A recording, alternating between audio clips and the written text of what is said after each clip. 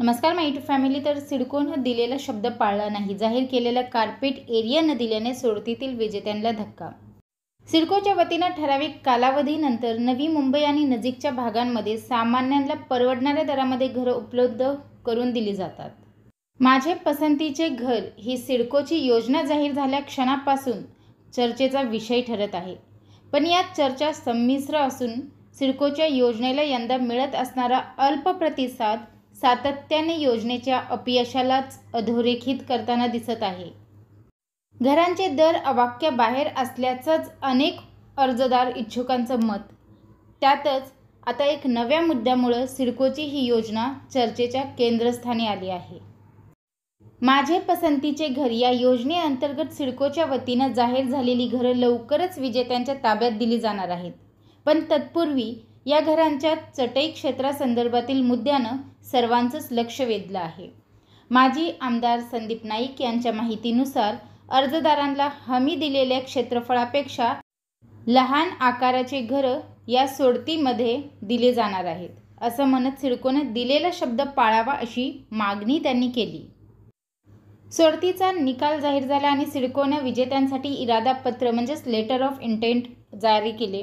त्यामध्ये चटई क्षेत्रफळ जे आहे ते 291.91 चौरस फूट इतकं दाखवण्यात आलं। म्हणजे जाहिरातीतून 30 चौरस फूट क्षेत्रफळ कमी असल्याची बाब यातून समोर आली आणि हा जो मुद्दा आहे तो माजी आमदारांनी उचलून धरला।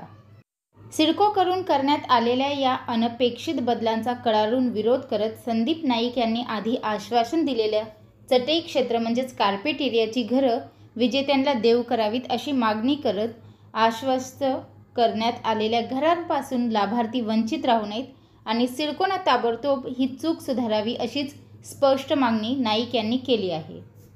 सदर प्रकरण राज्याचे मुख्यमंत्री देवेंद्र फडणवीस, उपमुख्यमंत्री अजित पवार यांच्यासह शहर विकास मंडळासह संलग्न इतर विभागांपर्यंत पोहोचवत याकडे त्यांचंही लक्ष सातत्याने वेधलं जात आहे, असं सांगताना सिडकोनं अर्जदार आणि विजेत्यांना त्यांच्या हक्काची घरं दिलेल्या आश्वासन आणि जाहिरातीनुसारच मिळाली पाहिजेत अशी ठाम भूमिकाही त्यांनी मांडली।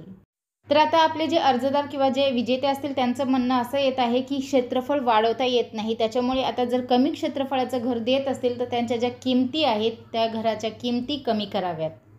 तर यावर सिडकोतर्फे काय उत्तर येते किंवा सिडकोतर्फे काय सांगण्यात येते याची प्रतीक्षा राहील। तोपर्यंत अर्जदार मात्र संभ्रमातच आहेत की आता ह्या घरासाठी जी कन्फर्मेशन अमाऊंट आहे, सध्या तर व्हेरिफिकेशन चालू आहे, तर व्हेरिफिकेशन झाल्यावर कन्फर्मेशन अमाऊंट भरायचं का नाही, त्याच्यामुळे लवकरात लवकर या गोष्टीवर सिडकोने क्लॅरिफिकेशन दिलं पाहिजे की काय नेमका मुद्दा आहे, एरिया कसा कमी आहे किंवा जर एरिया खरंच कमी आहे तर घराच्या किमती कमी होतील का।